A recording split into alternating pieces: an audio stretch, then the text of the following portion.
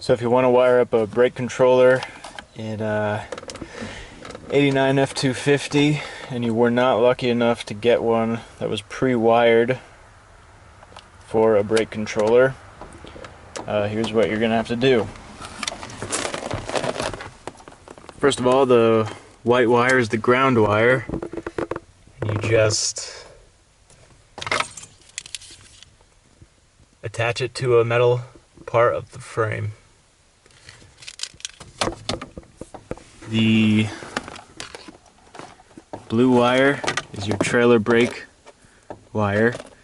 You're gonna have to run that all the way back to your trailer plug. Black wire is your 12-volt wire. You gotta run that to the battery or another spot that has 12 volts going to it, but I would recommend going straight to the battery.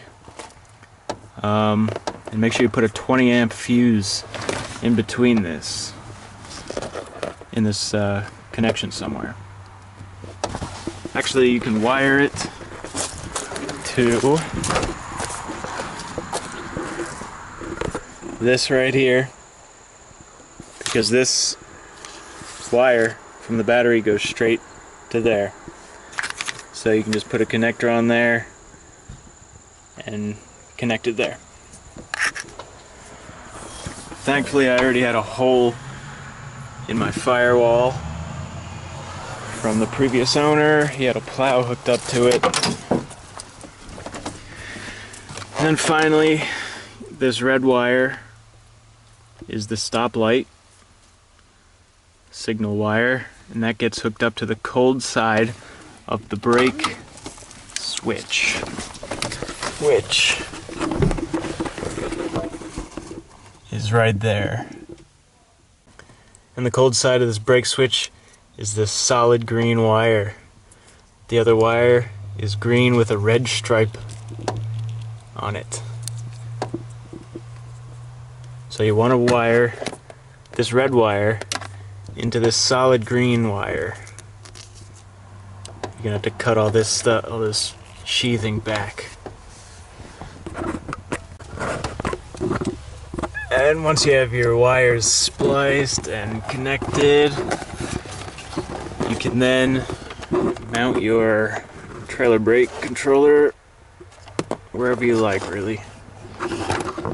Wherever you want, and then use some zip ties and electrical tape to clean up the wiring, make it look all nice, and then you can test it on your trailer. Now here it is. The install is finished, and that's all you can see of the wiring. And now you can see when I press this button, the controller activates. And when you have it hooked to a trailer, there's a bunch of numbers that show up there. And when I press this button, you can see the reflection of the tail lights coming on.